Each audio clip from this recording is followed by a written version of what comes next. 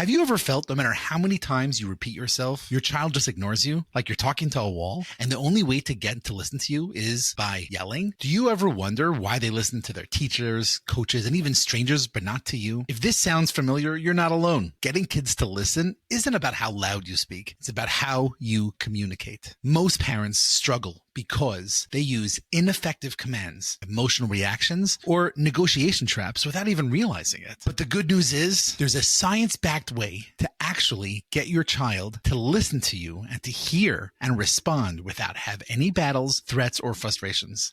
My name is Chananya Abraham, and after years of working with parents and studying child psychology, I've identified exactly what makes kids listen and what makes them tune out. We will do in the next 4.5 minutes. I am going to show you proven communication techniques that make children naturally want to listen without yelling, nagging, or repeating yourself 100 times. By the end of this video, you'll understand why your child ignores you. More importantly, how to fix it, starting today.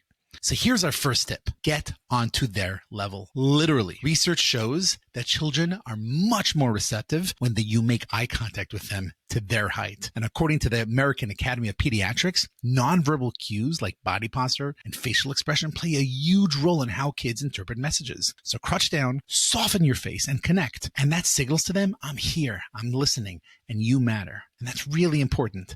Make sure that they know that they matter. Tip number 2, use I statements. Instead of saying, you're bad, saying, I feel frustrated when toys aren't cleaned up. Using I statements reduces effectiveness and models emotion regulation. According to Dan Siegel, probably one of my favorite authors and one of my favorite books, The Whole Brain Child, this technique of using I sentences helps activate your child's prefrontal cortex, which is the rational part of their brain. It's not about discipline. It's about teaching them how to understand emotions and to communicate and better themselves. Our job is for them not to listen to us. Our job is to get them to understand themselves and better themselves, and therefore they could be better communicators with you. And that's really important. Tip number 3, validate feelings, even the tough ones. Kids are still learning how to label and how to handle their emotions. When your child is upset, saying you're okay might feel comforting, but that could also be very, very dismissive. Instead, try, that sounds really, really frustrating. Do you want to talk about it? According to research by the famous psychologist, Dr. Laura Markham, validating emotions helps a child feel seen and teaches them emotional intelligence. It's not about agreeing with them. It's about acknowledging. You don't have to agree with them. They need validation, just like we do. In our own lives, validation is one of the most important things we can have. When we show validation to our kids, it goes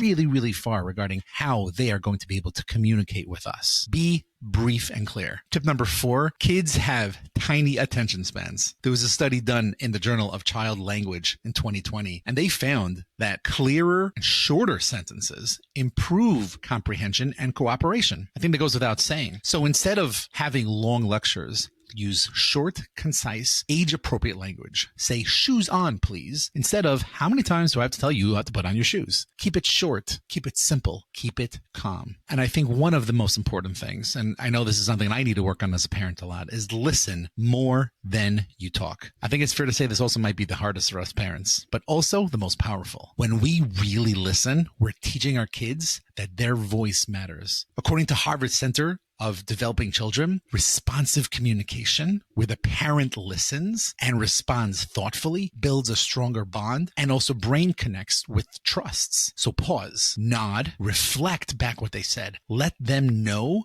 that they are a part of the conversation and that you are listening. So let's do a quick recap. Use I statements, validate their feelings, be brief and clear, and listen more than you talk. We just gave 5 really short but yet concise and important lessons when it comes to communicating with your kids. And now you know some of the secrets in getting your kids to actually listen to you without, hopefully, any frustrations or power struggles. I'd love to know which strategy surprised you the most and which one you're going to try first. Please drop a comment below. And if you want more powerful parenting techniques that actually work, make sure to subscribe and turn on notifications, because parenting shouldn't be about yelling. It should be about connection.